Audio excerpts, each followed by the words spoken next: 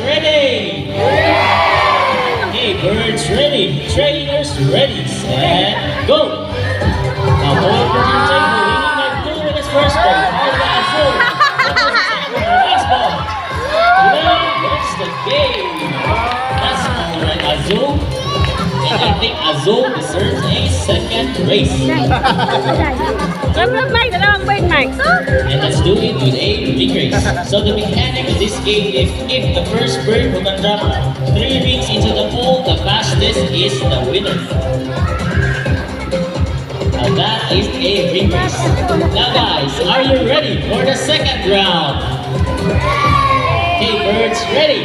Trainers ready. Set, go. Now both were table, leading by blue in his first ring. Let's go, Azul. Oh wait, what is this? Azul picks up 3 rings at the same time.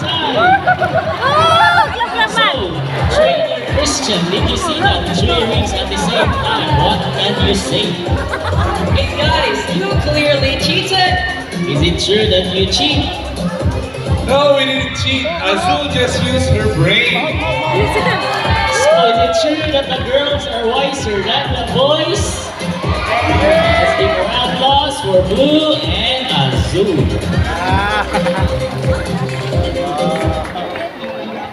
Now this time I need 1 adult volunteer with a money bill. Again, I need 1 adult volunteer with a money bill.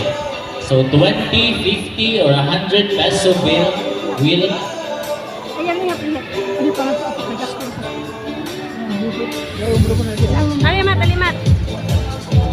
So as you can see, most of our birds are parrots. That is because parrots